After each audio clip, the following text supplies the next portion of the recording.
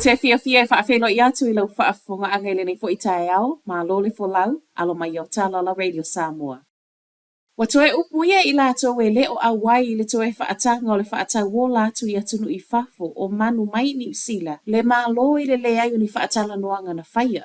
O le alava wa levo na pese le malo le a ia toe whaatanga ina le whaingolo o whaatau o latu I atunu I fafo, manu mai I ni usila, po le whainga le neina whaasai le whainga malo talu ai.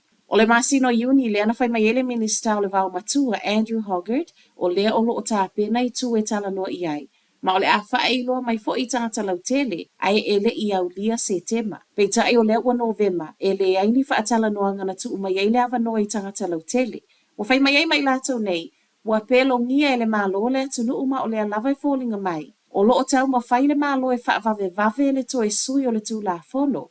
Ai e le o amana I ai manato le atunu. O le whaanoa noango I lato ne usa wai le mai a whaeilo e le minista I a Hoggart o le a sui la tu la fono mo le whaale leo fe whaatawa inga. E tu whaatasia talo tae au e le imaua mai se tali mai le minista.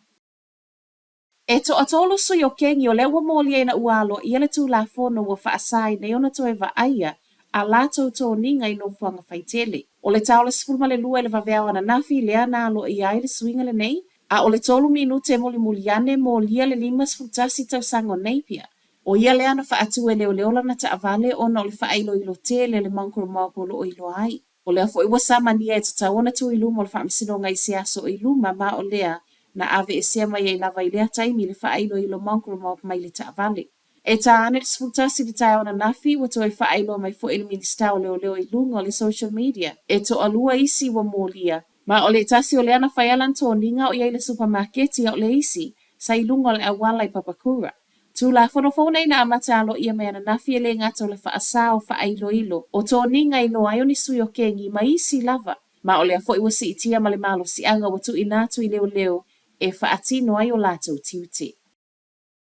Ave leo le ali ina ia tatui ina tu lo le siku lati ana nafi ni market I au kilani. O le lata I le tūlai tolu I le awauli le ana tupoi Broadway, ma e whape e le tasi sisiku la ti, na tau ma whaia whaatala noa le na whaia. E ta ina tatu ia I loa e le ua mōlia le siku la ti ma e whape o le ua, le o lo o whaamanunga lia. Report I le One News, e le o ni manu angai ono lama ti ai le soifua. E le o saha ilia e leo se isi ese le nei mata upu ma o le so, e tu wai luma o le whaamisinonga le luas fulfātou sanga I mōlianga o le whaau o manua. E ui wa solo ia uma molianga whaasanga I le whaife au ia Brian Tamaki, e le o sui ai le whaai unga leo. E le tasi se molianga na whaia whaasanga I le whaife au ona o le soli o Saul Koviti, e au whiai malona tu u whaatasia, o se tasi o Savali I taimi o tapu. E o lava fo I le whalitua o le whaife au Hannah Tamaki, ma nisi o sui o la lato e ka le sia, o lea fo ina moli ai. O lo matua I te ena uma I le tu a wha molianga whaasanga ia I lato masawa I le vai aso nei, o lea ua whaale au ngā ina uma molianga I le whaamisinonga. E ui lao lo whaalo alo ngia e leo le whaai unga le whaamisinonga watu ina mai. E le o sui ai le tala mai le ofisa o lea lava na whai o lato tiuti.